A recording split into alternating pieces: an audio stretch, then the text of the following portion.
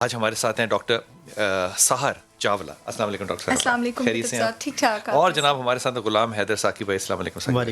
خیریت سے آپ؟ جی اللہ تعالیٰ نے نا غذا کو حلال اور حرام میں تقسیم کیا، لیکن ہم نے اس کو بہت سی اور مقداروں میں ڈال دیا. اب تو لیٹسٹ آپ سے جو بات کروں گا طب نبوی پہ بھی کروں گا. یہ بھی آج کل بڑا ایک معافی کے ساتھ اگر استعمال کروں لفظ فیشن کے طور پہ بن گیا ہے کہ اس کو کہہ کے لوگ جو ہیں وہ اپنی سنا مکی جو ہے وہ بیچنا شروع کر دیتے، پھر پتہ چلتا ہے کہ وہ ڈی ہائیڈریشن سے جو ہے وہ موت واقع ہو گئی. لیکن دنیا میں کہیں بھی اگر آپ غور کیجئے تو یا ریسرچ ہوتی ہے یا اسٹیٹسٹکس لوگوں کے پاس ہوتی ہے اور سالوں سال ہوتی ہے. اس کا ایک ایگزامپل یہ دیکھ لیجئے کہ ایک ویکسین نے ایجاد ہونا تھا بننا تھا کووڈ کی. اس کو صرف چھوٹے سے پیریڈ میں 10 12 14 مہینے میں اگر لائیں تو کتنے لوگوں کے نخرے ہیں کہ جناب یہ پوری ریسرچ نہیں ہوئی، حالانکہ لاکھوں لوگوں کی اس پہ اسٹیٹسٹکس موجود ہے. پھر بھی اس کا مطلب یہ ہوا کہ کوئی بہت بڑی ایسی انڈسٹری ہے جو کہ ہمیں شاید غلط فہمیاں بھی دیتی ہے. مثال کے طور پہ ایک کانفرنس میں کیلیفورنیا میں تھا تو وہاں پہ انہوں نے کہا جناب انڈے ضرور کھانے چاہیے. جو ڈاکٹر صاحب تھے وہ ڈاکٹرز آف دا ڈاکٹرز تھے. انہوں نے کہا کہ اگر آپ کو یاد ہو، بڑی خوبصورت مثال دی اور یہ مثال مجھے 5-7 سال سے یاد ہے. انہوں نے کہا کہ آپ کبھی پرانی انگلش فلمیں دیکھیں تو ان میں صبح کا جو بریک فاسٹ ہوتا تھا 1 کپ آف کافی ہوتا تھا، 2 فرائیڈ ایگز ہوتا تھا. تو آپ لوگوں نے اپنی غذا میں سے انڈے نکال دیے کیونکہ اس میں سے ہم نے یلو کے اوپر الگ کمنٹ کیا، وائٹ کے اوپر الگ کمنٹ کرنا شروع کیا. لیکن اب FDA جو ہے وہ اس کے اوپر ایک ریورسل بھی لے رہی ہے. بہت سی میڈیسنز جو باہر کیا کہنا چاہیے بین ہیں ہمارے ہاں وہ بھی ملتی ہیں. بہت سے سویٹنرز جو باہر بین ہے ہمارے یہاں وہ بھی ملتے ہیں اور انتہا کے ملتے ہیں.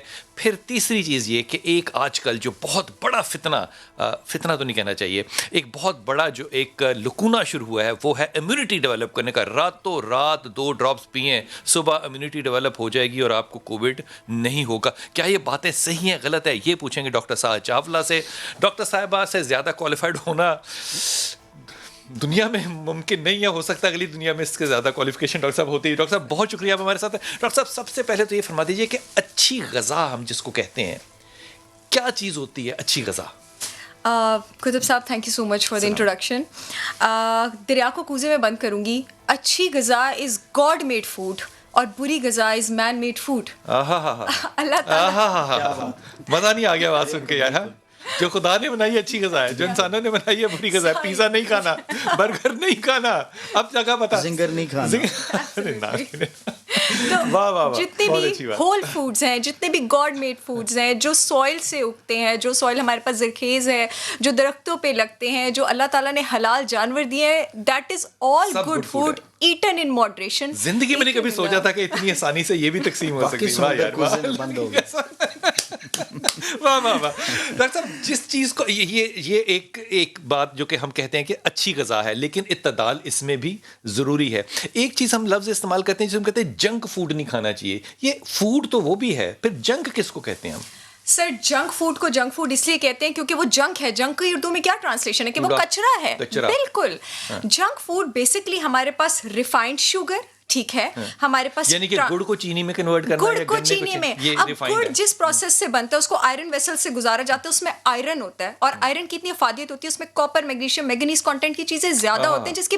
اب ریفائنڈ شوگر تو ہوتا ہے نا، اس کی اوپر والی لیئر اتار دی گئی ہوتی ہے، نیچے والی لیئر آپ اس کو کہہ لیں آسان الفاظ میں پھوکی ہے، اس کی زیرو نیوٹریشنل ویلیو ہے، اس کا کوئی فائدہ نہیں ہے. وہ آپ کی باڈی میں صرف بیماریاں کر رہی ہے. اور جنک فوڈ میں جس میں ہمارے پاس تلے کھانے آ جاتے ہیں، جس میں ہمارے پاس اچھا لوگ سمجھتے ہیں باربیکیو بڑا ہیلدی ہے. باربیکیو بھی ہمارے پاس جنک فوڈ ہے کیونکہ جب اس کو کوئلوں پہ پکایا جاتا ہے اس میں dangerous chemicals, reactive oxygen species بنتے ہیں جو کہ باڈی میں انفلیمیٹری کنڈیشن زیادہ کرتے ہیں. جب ہم کھانے کو تلتے ہیں اس میں جو زہریلے مادے ٹرانس فیٹس بنتے ہیں. میں آڈینس کو ایجوکیٹ کرنا چاہوں گی ہماری باڈی میں ٹرانس فیٹس کے لیے انزائم نہیں ہے. ٹرانس فیٹ سے مطلب ہے کہ فیٹ کی وہ فارم جو کہ نیچرل نہیں ہے، اگین جو کہ گاڈ میڈ نہیں ہے، نیچر میں موجود نہیں ہے. نیچر کی فارم تھی، اینیمل فارم تھی، سیچوریٹڈ فیٹ، اس کو ہم نے تلا، وہ ٹرانس میں کنورٹ ہوئی اور اب وہ باڈی میں جا کے انفلیمیشن کرے گی اور وہ سارے سگنلنگ پاتھ ویز ان کو تیز اور ایکٹیویٹ کرے گی جو کولیسٹرول، کینسر، ہارٹ ڈیزیز سے ایسوسیٹڈ. تو تسلی ہو گئی. بالکل بالکل. ہو گئی تسلی.